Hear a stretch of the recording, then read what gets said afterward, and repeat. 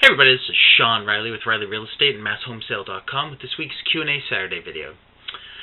This week we're going to talk a little bit about estimating repairs. So over the past several weeks we've done a couple of videos, one on how to find the ARV, which is your after repair value, the value of a property after you do any repairs that it needs, and MAO, M-A-O, your maximum allowable offer. This is if you're going to do a rehab project that you're going to resell, what's the most that you can pay for the property, which is, that form is basically just some percentage of that ARV, the after repair value, less the repair expenses. So we've talked about all the other information, but we haven't talked about repairs yet. So this week's question is, how do you estimate the repairs? So first of all, there are different ways you could be looking at stuff. For the most part, we're talking about rehab projects that you're going to just quickly turn over and resell to homeowners. But you also need to be able to estimate repairs on rentals as well. Or if you're going to be a real estate agent that deals with fixer-uppers, or you're going to be a wholesaler and stuff like that, you also need to be able to estimate repairs. Excuse me. So there's going to be different repairs that you might do for a rental versus a rehab project. And that's part of the things that you need to know, is what you're going to do and what the different costs will be depending on what the exit strategy is for any given property. But in general, you just need to be able to estimate what you think it's going to cost to fix a place. So there's a couple different ways to do this. The best way is if for every single property you can get multiple contractors to come in and give you bids. That's really not realistic when you're just trying to figure out if you even want to put an offer in on a property. Once you have a property, you need to do that, but if your estimates turn out to be way off, you might have a problem. You might have bought a property, or at least be under a contract to buy a property where you either well, if you underestimate, it's really not a big deal if it was going to be a good deal anyway, but if you, overestimate.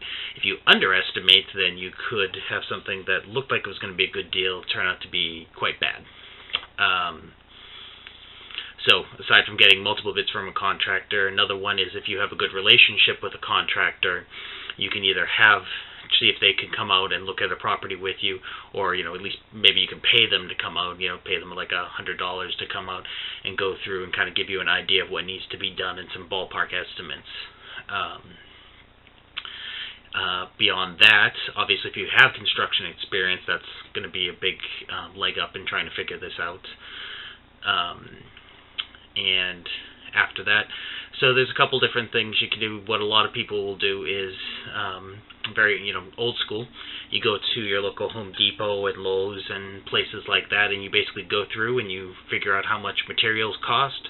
Finished products like cabinets, countertops, vanities, windows, like all that kind of stuff, as well as basic materials like lumber, paints, tools, and all of the different kinds of flooring and all those kind of things. And then as sort of a rule of thumb, once you kind of figure out what all those things are and the different price points, so like, for example, cabinets, you can have the stuff out of a box, right off the shelf. You can get the kind of low-end custom cabinets, you get the high-end custom cabinets. So kind of seeing what those different price levels are and what you might use them for. You're probably not going to use the knockdown out of the box off the shelf cabinets on a rehab project, but you might use them in a rental property that's small house or a small condo or something like that in a mediocre neighborhood. You might just use those kind of things. So that's where you need to know what you're going to do, what the area demands, that sort of stuff. But you can also, like I said, you can see what the different price points are. And then once you get that, sort of a rule of thumb is 50% materials, 50% labor. That's going to vary a lot from job to job, but the good thing if you're doing a large project is a lot of that's sort of smoothing out. So again, going back to like cabinets, it's not that much, it's not really not much more difficult to hang really expensive custom cabinets versus hanging the cheap stuff that's right out of a box. There's probably going to be some variation, but for the most part, the big difference in those costs are going to be your materials. In stark contrast, if you needed to, like, a 10-foot long, 18-inch trench dug in the backyard for some, for some kind of a conduit for wiring or a pipe or a drain or something like that. That's pretty much all labor. No material cost, but like it's a very labor intensive. So it's not a highly skilled job, but it's going to take a long time. So that's where all your money comes from there.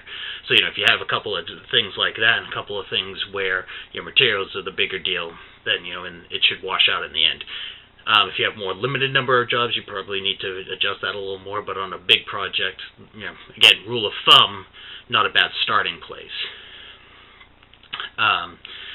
So beyond, getting a little notebook and going and listing all this stuff out at all your local home improvement stores, the big box, as well as your local lumber yards and other suppliers and stuff like that.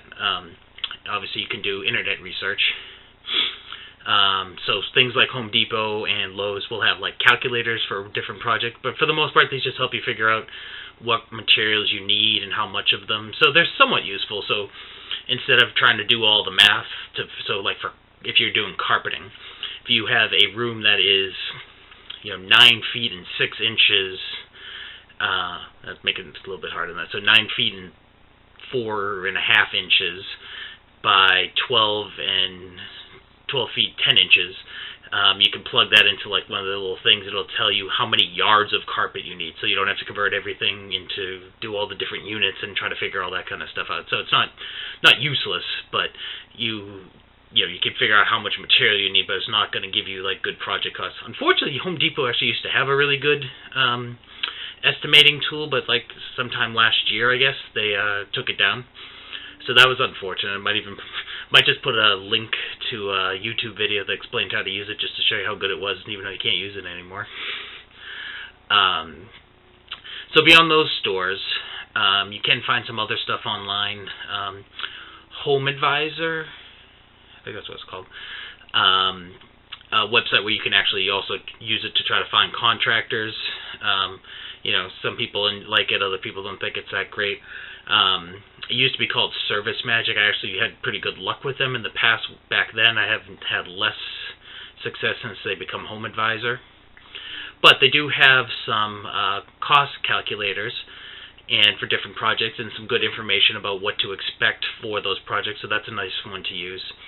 Also, Handley Woods, I think that's the name of the thing, does an annual major report on the cost versus value of different home improvements and stuff.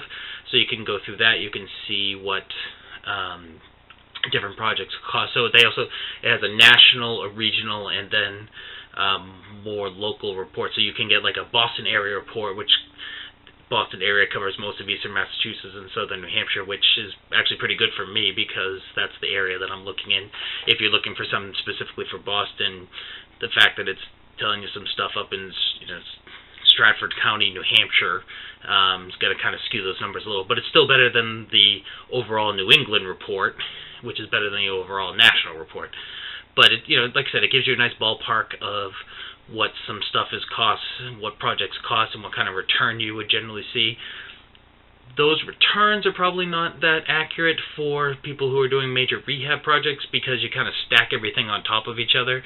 Yes, maybe just replacing the front door in and of itself is not going to get you a tremendous return, but doing that while redoing all the floors, while doing a kitchen remodel and a bathroom remodel and putting on a new roof, all that stuff stacks onto each other. So maybe every individual project's not giving you the huge rate of return, but overall you should make more money than you put into it. But again, it's a good thing. So both of those tools, the Home Advisor and the Handley Woods report, do say what the project costs are on average for the area. I don't think they're great, but they're not bad. You do need to keep in mind these are for basically homeowners who are doing these different projects and generally doing them as a single project. Again, if you have a skilled general contractor who can do a lot of these things, you're going to get better pricing for doing a bunch of stuff at once as opposed to like pricing out individual jobs. You should get better pricing in that way. And as an investor, you do have to do better than general homeowner. I've never done anything before, and I'll just believe what this guy says, and it's my house, so I'm not that price conscious of what's going on. But again, so these give you some understanding, and basically, if you go with the high-end retail pricing, and the deal still works for you, then it's going to be, if anything, you should pay a little bit less and do even better. So my rule of thumb is always you want to overestimate on the repairs, and most people will tell you, even when you're good at estimating your repairs and you try to be optimistic, you still want to have a 10 to 20% fudge factor on whatever you come up with at the end. So there it is. Those are some of the different ways you can try to learn how to estimate costs. After you do this for a while and you do a few projects and you see enough houses, you will start kind of getting some stuff together. And pretty much everybody I know who did this at some point developed their own rules of thumb for different projects, have a spreadsheet of some sort that they plug in their numbers and they get some costs. Everybody refines it and tweaks it here or there. Mine's going to be different than the guy, some of my other colleagues and stuff, but we all kind of do the same basic thing. And you'll probably do that too when you're doing that. I think that's all I wanted to say. As always, if you have any questions or comments about this, leave them below, and I'll try to answer them for you. And if you have any questions that you would like to see in a future video, you can post them in the comments here, fill out a form on the website, or post it on our Facebook page or Twitter account, or send an email to info@masshomesale.com. And that's it for this week. Have a great week, everybody, and I will talk to you next Saturday. Thanks. Bye-bye.